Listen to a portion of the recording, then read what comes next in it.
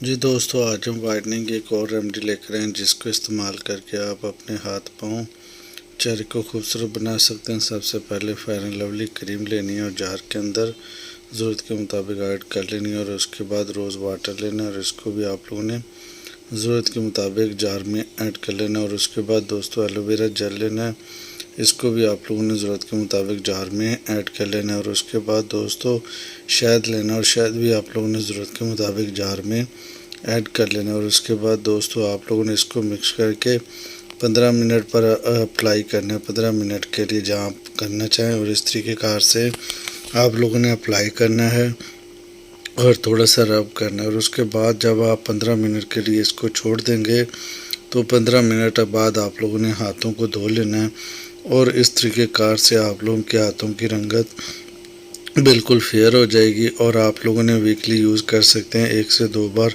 बहुत अच्छे आपको रिजल्ट्स मिलेंगे।